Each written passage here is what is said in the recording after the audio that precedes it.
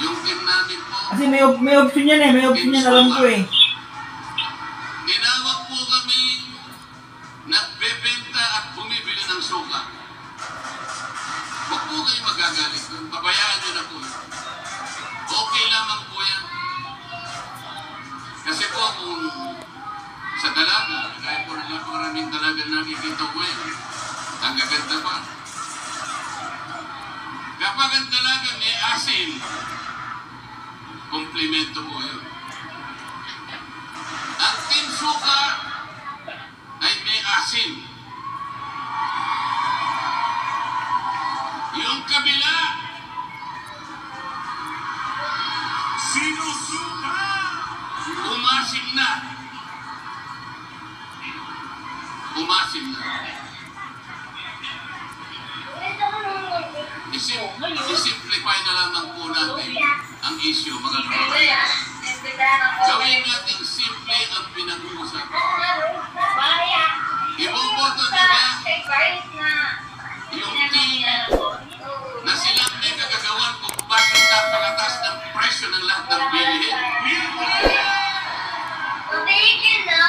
Iboboto na ito yung team na silang may kagagawan kung bakit lumulubog na sa katiwalian at korupsyon ng ating bansa. Pati pera po ng PhilHealth, kinulimpat na. Pati pera ng PDIC, kinulimpat na. Pati pera ng dalawang bangko na ang kanilang gawain ay palaguin ang ekonomiya ng bansang ito, kinulimpat din. At inilagay nila ang mga pera yan sa mga proyekto na silang ang kikitan. Yan po ba ang team na iboboto ninyo? Yung team na yan din ang may kagagawan kung bakit na-impeach ang Vice President. Gusto nyo ba yung team? Yung team na gusto tanggalin ang Vice President? Wala pong kasalanan ang Vice President. Ako po ay kasama sa House of Gutom na naman niya, Representatives. mo na yan. Ang kalaban ko po ay napakarami. Napakarami nila. Ngunit sinasabi ko sa kanila, mali ang batayan ninyo. Mali ang proseso na ginamit ninyo. Ayaw talaga? Walang kasalanan ang Vice President. Ayaw. Yung team na yan ang gumawa ng paraan para sa ganun ma-impeach ang Vice President. At kapag ka yung team na yan ay nanalo ulit, tuloy-tuloy na nilang tatanggalin ng Vice President. Alalahanin po ninyo, mga kababayan, ang ating pangalawang Pangulo Sara Duterte ay inihalal ng mahigit 32 milyong Pilipino. Ang bawat isa sa inyo ay kasama doon sa bumoto sa kanya. Yung kapangyarihan na ibinigay ninyo sa Vice President, basta-basta na lang nilang tatanggalin. Yun po yung team na lalapit uli sa inyo. Sila po uli ang lalapit sa inyo. Lalapit na nagmamagandang puso. Ewan ko naman kung papansinin niyo. Sige, mamaya lang. Yung team suga, Okay. sila lamang Wala ko mga camera niyan. Sige na. kung paano i-address ang lahat ng hamon na kinakaharap ng ating bansa. Ang team suga na nandito sa inyong harapan ngayon, sila lamang ang magtatanggol sa kapalaran ng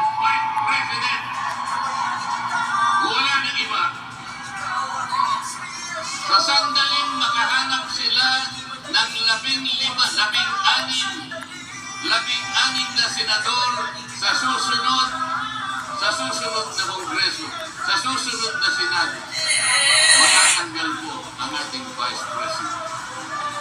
Yan po ang kanilang gusto gawin.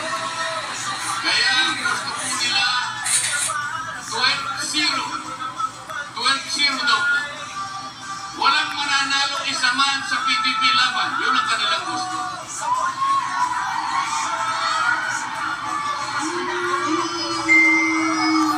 Sapagkat gusto nilang siguruhin na matatanggal ang Vice President. Papayag po ba kayo na mangyari ito?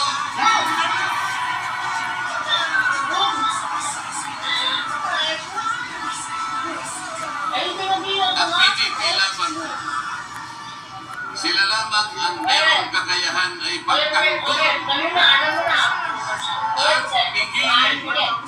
at pigilin Ano, hindi na ng TV. ang kanilang Bawal ng TV.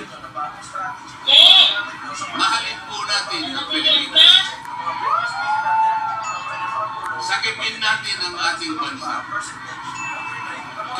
Kilala na po ninyo kung sino-sino yung mga kandidato sa kabilang team.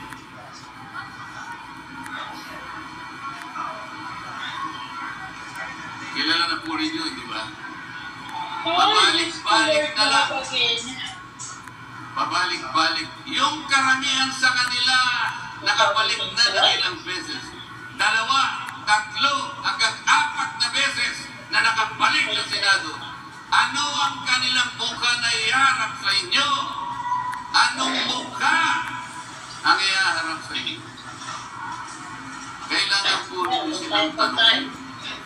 Paglapit po, ang totoo niyan, hindi po sila lumalapit ng personal. Ang ginagamit nila television, ang ginagamit nila radyo, mga tangkulin, kung ano-ano, sapagkat nahihiya sila na lumapit sa inyo.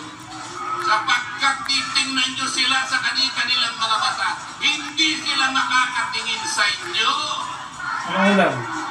Ngunit ang PDP laban, sila po, titingnan kayo straight in the eye.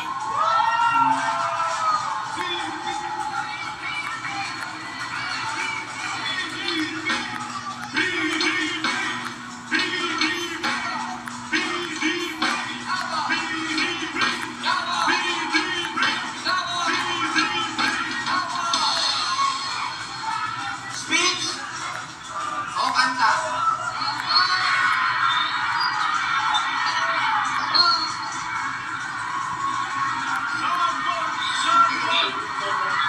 Sige, kaya alam ko naman eh. Alam ko na.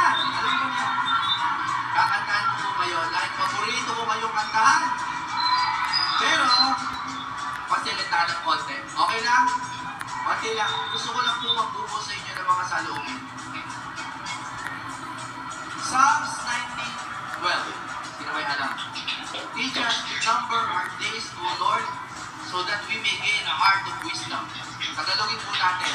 Sana nakikinig kayo. Nakikinig ba kayo? Turuan niyo po kami, Panginoon, na bilangin ang aming mga araw upang matuto kaming mamuhay ng may karunungan.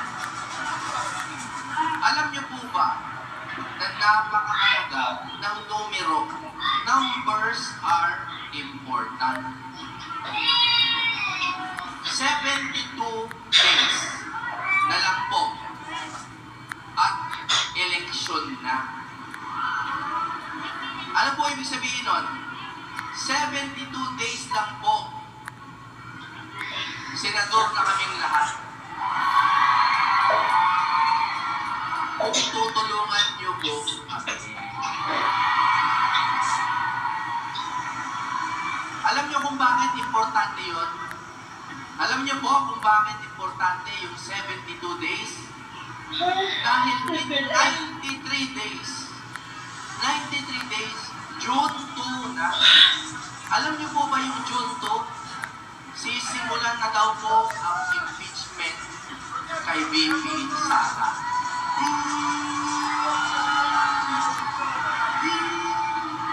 Nakalagay po sa schedule na pinakita po sa atin ni Senate President President, yun ang presentation ng articles of impeachment to the plenary. Papayag ba kayo nun? Dahil alam niyo po, 151 days na lang at start na ng impeachment trial mismo. Papayag ba kayo nun? Sino po ang may alam kung ilan sa senador? 24 yan, di ba? Ilan ang kailangan na boto para ma-impeach si VP Sara? Alam niyo po ba? 2/3. Ano po ang 2/3 ng 24? 16. Tama, 16.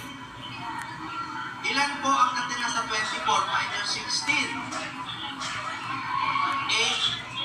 Ibig sabihin, kung meron tayong 8 na senador plus 1, hindi mai-impeach si Vice President. Ilan po ba ang senador ng PDP Laban? Ilan? Duterte 9 ng tawag nila. Duterte 9. Isa-isayin natin. Bilapon niya. Jimmy Bondo. Pato de la Rosa. Bongo. J.B. Hinlo. Raul Lambino. Alam mo yung siya na naman po pandemic? Hanggang hindi pa nabibigay. Attorney Vic Rodriguez. Philip Ipe, Mr. Efectivo, Salvador. Mabibigay, bumaba na si 9. Ang tawag nito isa, inano mo 9 lang po ang kailangan natin para itigil ang pinakamalaki na injustice na gagawin sa atin ng Kongreso. Papayag ba kayo na 32 million ang botante ni VP Sara? Tapos, 16 na senators lang matatanggal na ang Vice President? Numbers are important. Teach us to number our days, O Lord. Bilangin po natin. At sa loob po ng 72 days, ano po ba ang pwede niyong gawin para matulungan kaming manalo? Ipagdasal niyo po kami ng 72 days.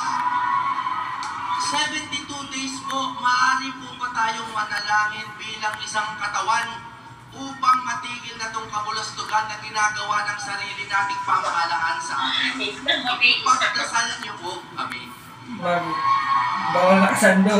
Bago po ako kumanta, Alagaan kakanta ka. ba ako? Sige.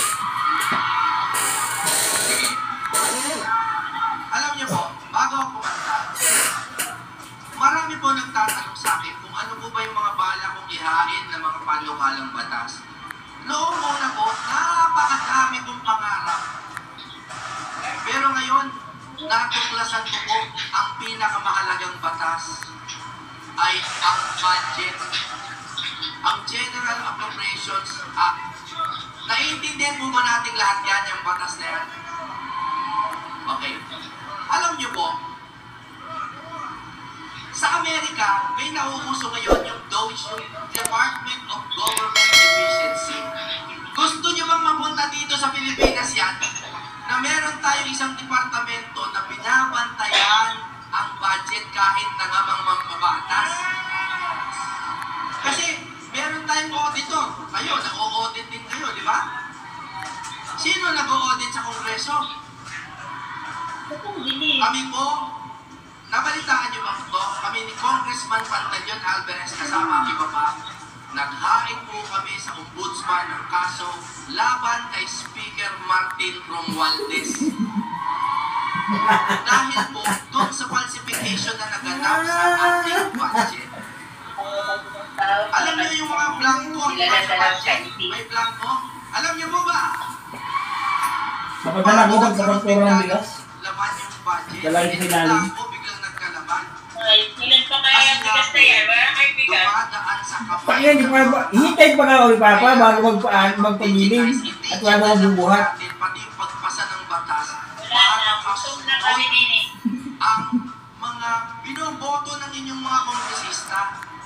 Kasi ang nangyayari ngayon, lahat kayo bumoboto, no? Lahat kayo sinasabi sa congressman, bigyan nyo kami ng ganitong budget. Paglalaban nila yan sa kongreso, ipaglalaban nila, pagdating po sa tuktok sa mga BICAM, biglang binabago. Papayag ba kayo doon? Kailangan po natin ng true reform. Reformahin po natin ang bayang Pilipinas.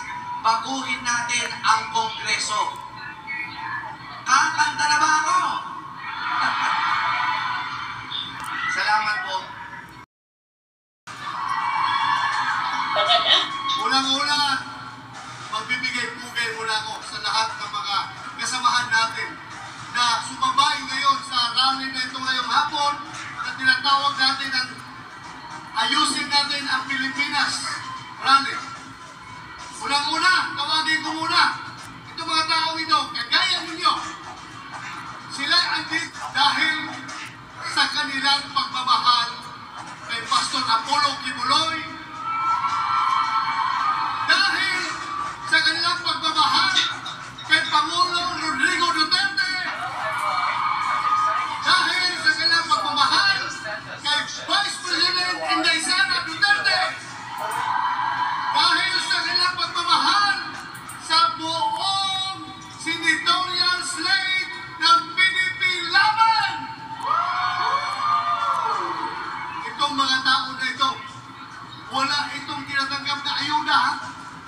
Hindi ito hinahakot. Yes!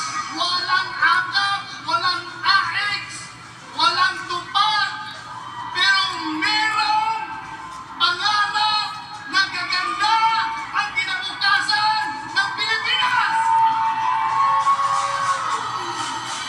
Unahin natin tawagin ang ating mga kababayan sa Baguio. Kumusta kayo dyan? Hindi ko nahahabaan yung aking pananalita. Basta ako, gusto ko lang talagang Ano, okay na? siguruhin natin. Alam nyo, Bakit kagaya sa nangyari ngayon, no? password ko? Andyan yung ating mga kababayan kahit walang ayuda. Password Ano ng ano? ibig sabihin yan? Isabay pa natin yung mga survey na nagsipaglabasan ngayon na nakikita natin na lahat kami sa PDP Laban ay pasok sa survey. Yan ang totoong survey. Tayo na mag-net. Bakit? May kulang yan. Kaming siyam sa PDP Laban ay pasok sa Magic 12. Anong indicator? Anong explanation yan? Anong explanation? Bakit gano'n? Yun ang sinasabi natin na protest vote na mga taong nasasaktan, na mga taong naiinis, at mga taong galit sa ginagawa ng kasalukuyang kapangyarihan. Tama! Yan, mga tao niyan, tahimik lang yan. Pero pinapakita nila yung kanilang salubin pagdating sa eleksyon. Kaya, I'm warning you, hold your breath, tighten your belt. Pagdating sa eleksyon, sasabihin ko sa iyo, magugulat na lang lahat na itong siyam na ito, itong siyam na ito, atong ni Jimmy Bundok, Bangko, wala yan. Wala bang? Ganyan talaga ang George tanong dyan. Floyd, Mr. Malasakit, Senator Bongo, Jamie Hidlo, Atty. Raul Lambino, Congressman Rodante Marcoleta, of course, ang ating pinakamamahal na si Pastor Apollo Kibuloy, at si Atty. Vic Rodriguez, at Philip Ipi Salvador. Magulat na lang kayo pagdating sa eleksyon. Itong lahat na ito ay nakakalusot. Ako, I am not trying to be a prophet. I'm just trying to share with you ang aking nakikita habang ako'y umiikot sa buong Pilipinas. Nakikita ko talaga yung nagdami ng puso ng Pilipino na gusto niya straight pinipinaman kami. Yun lang Oo, yung ano yun? nagsasabi Hindi ka naman wala ka naman sa diskaya, pero sino savings mo lang eh. Ayaw salita. Kung sabi nila, makita na lang ninyo, sir. sa magiging resulta ng Pag engraved kasi yan, ibig sabihin, kambal yung gagamit niyan. Kaya, sana tayo, huwag tayong mawala ng pag-asa. Fight pa rin tayo, kumbarte pa rin tayo! Wala ka ng pilipan ka. Ngayon, di ba? Everyday makita ko sa social media, meron papalabas na pinablog na nila yung magagamit nila ng shabu. Nakita niyo yun? Ginagawa ng rant sa Facebook yung magagamit ng shabu. Ang masakap Alam yung ko. bata ko na ito. Pakiramdam nila, ito lang yung normal. Normal lang nagagamit ka ng shabu. Normal lang nagagamit mo sa buong mundo. Na ikaw isang drug user. Bakit? Oh, yan! Ano na nangyayari sa Campaign or election, personal FX, principal, commercial, paluwagan, magiging ganito na lang. Kaya paliwan dito.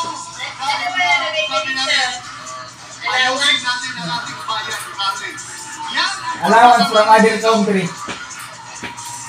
ang mahirap yan. Oo! Personal Wala tayong control sa kanila. Sila siniskan sa social media. At nakikita 50,000 naman. ang ating gumagamit sa Cebu. Na 50,000 naman! Maraming salamat po sa inyo lahat, mga kababayan ko. Hindi ko masasayangin yung pagkakataong binigay na sa akin sa pagtatrabaho ko para sa Pilipinas. Oh! May business! You have a business! Power! You have business! Gagawin ko lang po ang aking trabaho.